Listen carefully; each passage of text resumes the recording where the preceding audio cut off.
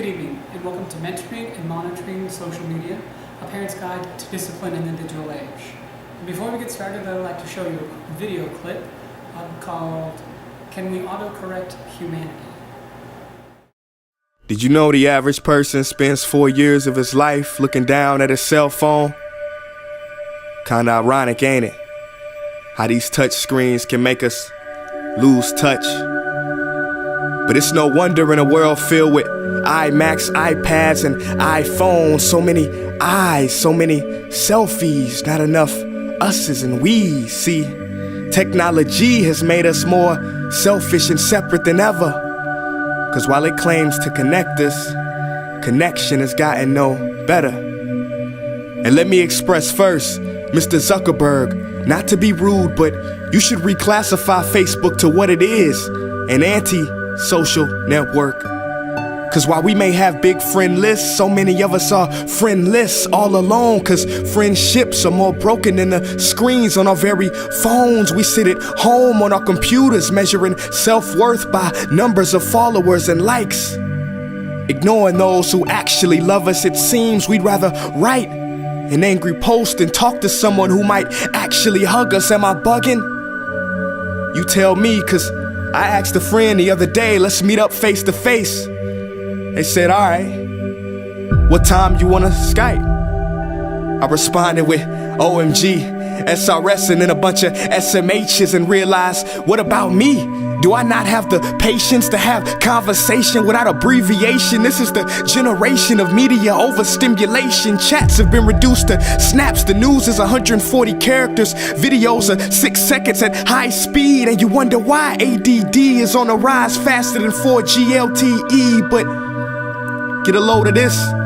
Studies show the attention span of the average adult today is 1 second lower than that of a goldfish. So if you're one of the few people or aquatic animals that have yet to click off or close this video, congratulations. Let me finish by saying you do have a choice, yes. But this one, my friends, we cannot autocorrect. We must do it ourselves. Take control or be controlled, make a decision. Me?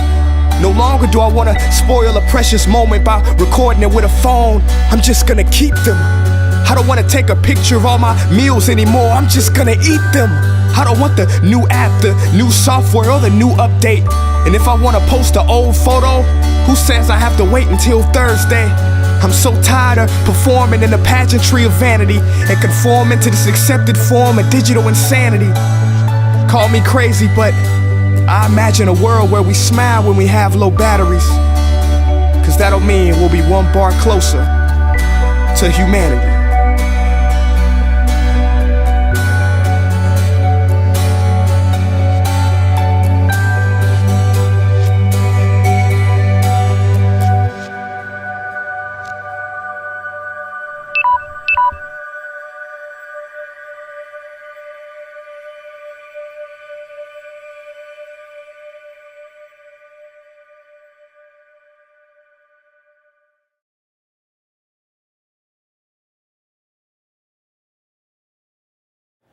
Before we discuss what you should monitor and how you should mentor your teens through the digital age, first we need to understand the importance of why we need to do it. As we saw in our video, there's this social disconnect, this separation. Even though we have all these devices that connect us, there's parts of us that are still lonely, looking for an attention, looking for something. Social media interrupts our day-to-day lives, and we mentally check out when we use it. We'll pull out our phones and just veg out. Play a game, send a text, send a tweet. We're focused here and nowhere else. Social media interrupts our day-to-day lives. We text and email during corporate business meetings. We text, shop, and go on Facebook during class and presentations and during all sorts of other meetings. We even pull out our phones and text at funerals. Perhaps it's a way to remove ourselves from our grief and go into our phones, and so we can be alone for a moment in our own world.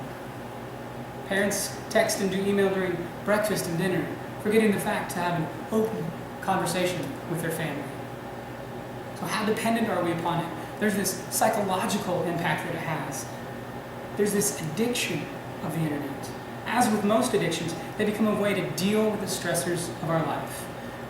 To fade away for a moment or two, we plug into the internet. We dive into our phones, we dive into social media. Internet addiction is no different.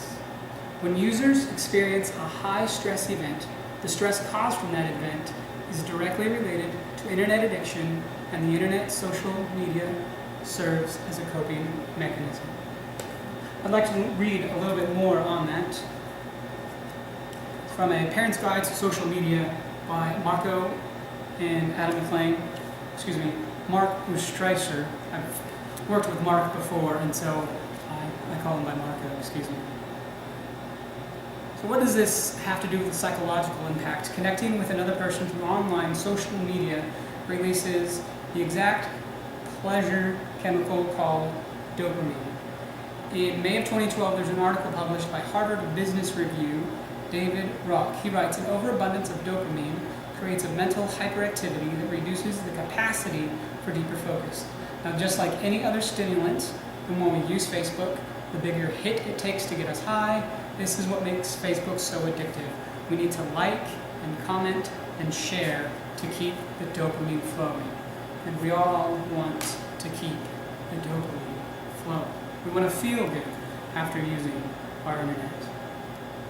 We need to monitor Facebook use, social media use, because we need to learn to have a conversation with a person standing in front of us, face to face.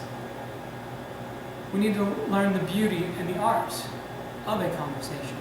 We as people are meant not to be alone. This lack of disconnect that we have from one another is damaging and is harmful. There's a young man who's quoted as saying in an interview, someday, not today, I would like to learn how to have a conversation. Someday today. Someday, but not today, I would like to learn how to have a conversation. He's 18. You would think he should be able to have a conversation with somebody. He should be able to engage in conversation with somebody.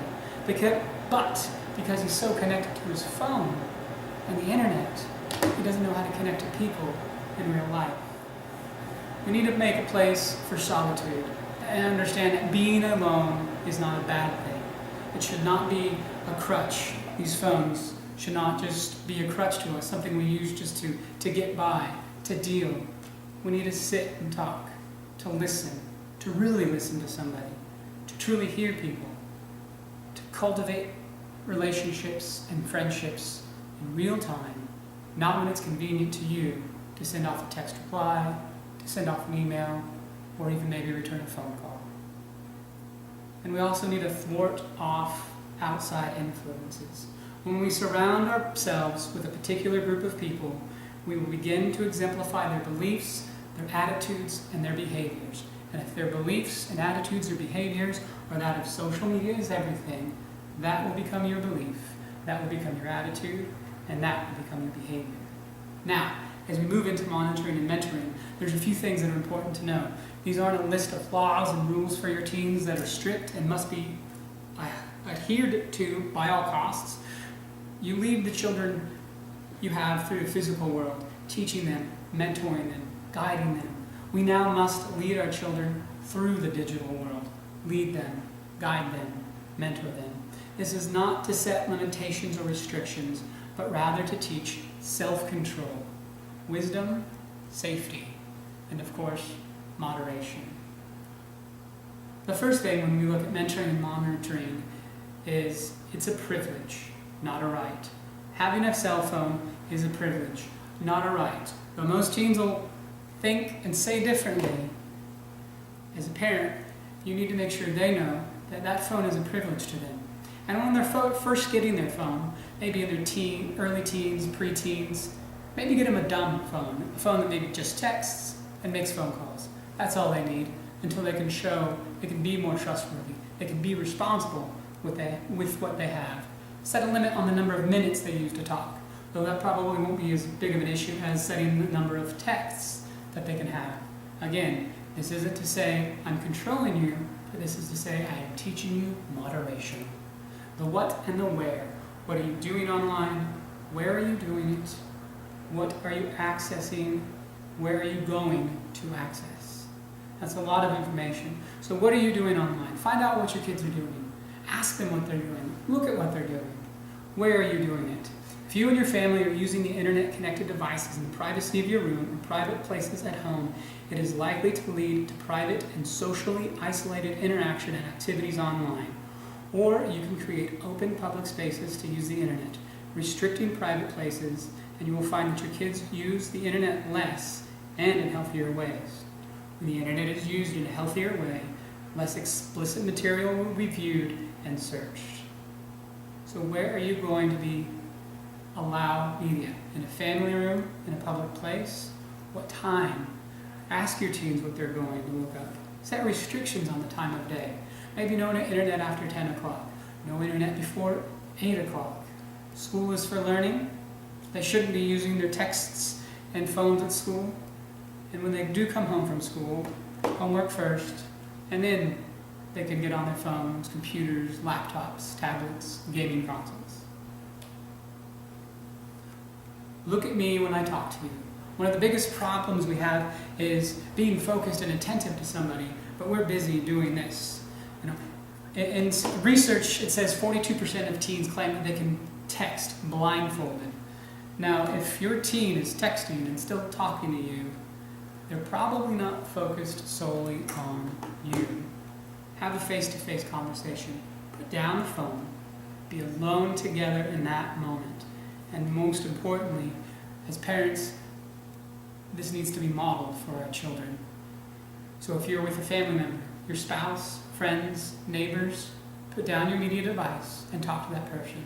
They are the most important person in the room at that time.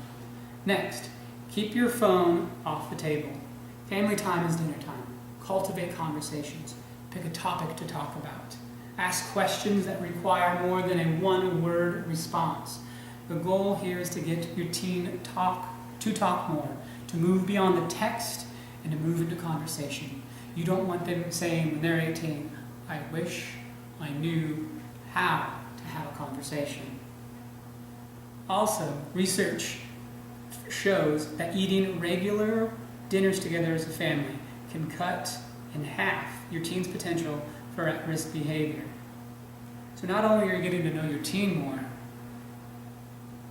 you're doing more in protecting them and improving who they're going to be. Next on our list, bedtime check-in. All devices should be checked into a neutral location. Remember our previous rule of no media in private areas? This should go for bedtime as well. And again, parents, as hard as it may be, you should model this behavior. The number one location where teens get out of control with texting is the bedroom, when they should be sleeping. According to one study, the average heavy texting teen is now losing up to 1 hour of sleep each night because of their inability to put down the phone. Teens have a desperate need to know what's going on, but their phones in that central room is okay. Their need to know text is less important for their need to get sleep. Next on our list, don't text and drive. There's tons of data and information on this, and regardless of what's true, taking your eyes off the road is dangerous. As soon as your teen is old enough to drive, or I dare say, long before your teen is old enough to drive, you should be having this important conversation with them. You should be talking to them. You should be, of course, modeling this to them. Next on our list, we'll talk about freedom with boundaries. Monitor the media and set limitations based on what your teen can handle. Know what they can handle and control it from that point. A teen is going to be different than a tween or preteen. And one child is going to be different from another child what they can handle.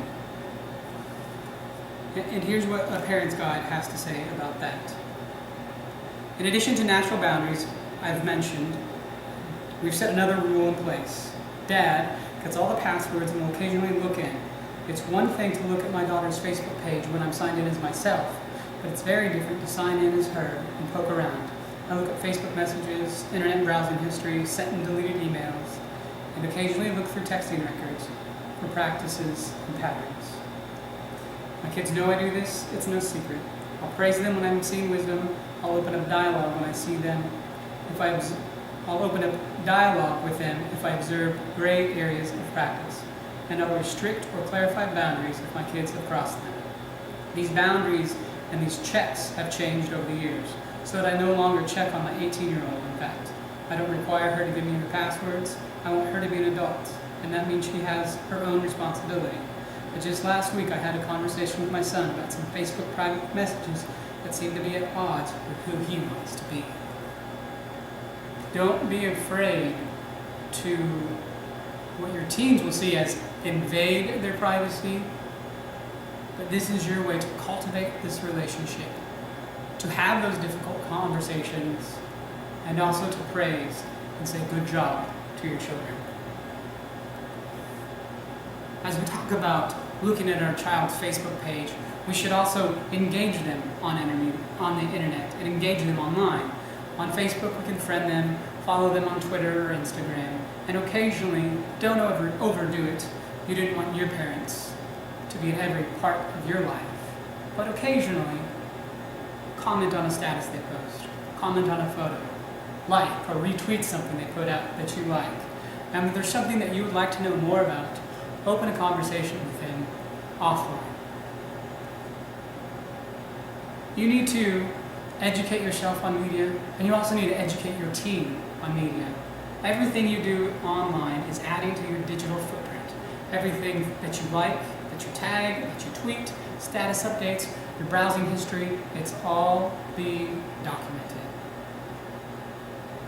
A nice adage I like to say when it comes to posting things online, once you tweet it, you can never delete it. It's public domain. Once it's out there forever. Even if you delete it moments after you post, somebody's gotten an update, made a screenshot, hit a retweet, favored it, shared it. It's out there forever. We need to teach our teens next about digital relationships and sexting. As a parent, you have a responsibility to teach your teens healthy boundaries for dating. Talk to them about using discernment in what they do with a prospective date. Help them to see that every day they are creating an image, online and offline, for others to see who they are as a person. We need to teach these healthy dating boundaries online as well as offline. Teaching kids to communicate, or our teens to communicate via texting rather than picking up a phone and making a call. When teens are texting, they're also going into something further called sexting. Make sure your teens understand that whatever is distributed, as we spoke of earlier, online is public domain and then can be distributed to any number of people. They no longer have control over that, whoever sees their picture or their text. More than 40% of teens say they have seen a sexually explicit text that was meant for someone else. And some statistics on teen sexting, 39% of both teen guys and girls have sent sexually suggestive text messages. Recently, Jennifer Lawrence had some nude photos leaked onto the internet that she had sent her boyfriend, and she had this to say: "I started to write an apology, but I don't have anything to say I'm sorry for. I was in a loving, healthy, great relationship for 4 years. It was a long distance, and either your boyfriend is going to look at porn or he's going to look at you." This lie that our children are being fed needs to be broken, and you are the forerunner to help break that lie. A healthy relationship does not need to be sending sexually charged messages or pictures. We need to teach our teens that there needs to be a layer of mystery to the relationship. You don't need to see it all to have fun. That should not be the expectation, and that also should not be setting that expectation. They should not be having that expectation. Now let's look a little bit beyond social media. A no-go list, we'll call it. A no-go when it comes to TV, movies, video games, and music. TV, when and where is it allowed to be watched? Movies, what movie ratings are restricted in your homes? Video games, monitor and know the rating system. And music, explicit songs allowed or not. Know what they are listening to. It gives you a great insight of who they are. Now, a lot of these things teens can also do online. This no-go list, a list of non-negotiable for TV watching, movies, and video games use, such as no TV or video game playing in your bedroom, no teen-rated video games or above without parents' consent and presence in the room, no video games before homework. And depending on your child, you may say no video games during a school week. Preview and read reviews of video games, movies, TV shows before allowing children to purchase, play, or watch them. Only allowing video games, TV, and movies in the family room will allow for easy monitoring of the media that your child is digesting. Again, beyond social media, video game ratings. As parents, we need to be aware of the different video game ratings that there are. The video game ratings are shown in the bottom corner of video games. There's E, which means for everyone. It has content that's suitable for ages 3 and up, contains no material that parents would find inappropriate. Next we would have E10, content that might be suitable for ages 10 and older. Titles in this category may contain more cartoon, fantasy, or mild violence, mild language, and or minimal suggestive themes. Next, T for teen, content that might be suitable for teens, ages 13 and older. Titles in this category may contain violence, suggestive themes, crude humor, minimal blood, simulated gambling, and or infrequent use of strong language. And finally, we have M for mature. That may be suitable for persons 17 and older. Titles in this category may contain intense violence, blood and gore, sexual content, and or strong language. Know what your teens are watching and know what they are playing. To move beyond social media, we can unplug by offering our students, our teens, a release. Let them find a way to get out their aggression. Teenagers need a way to let that aggression out, and being active each day helps them. Getting your kids involved in activities, sports, gymnastics, paintball, target practice, are ways to get exercise and experience a healthy dose of risk and excitement. So get involved in physical activities, get exercise, get that healthy dose of risk, and participate with your teens in this. It's a great way to connect with your child and get them out of the house, get them up and moving and doing something. Also, you can look for outlets for activities and interactions through social clubs, such as 4-H, Boy Scouts, Girl Scouts, or church youth groups. Find something that find a way that your kids can connect to other kids their age, outside of texting, outside of video games, outside of being glued to a monitor. Get them outside doing something different. Now, as we wrap up, we want to look at a list of don'ts. A good list of don'ts, mind you. Don't be afraid to use the phone to connect to your teen. Text them, check in with them, encourage them. Don't overdo it. Which leads us into our next one. Don't use the cell phone as your leash. When you're calling and texting your teen and you say, hey, I need you to pick up something for dinner, and they reply, okay, don't send them text after text, call after call, to remind them, hey, you need to be here. Hey, you said you were going to pick this up. Hey, remember, I told you to do this morning. The cell phone is not meant to be seen as a leash. You want them to eagerly, or at least maybe not dread, your text about, oh dear, what are they going to say now?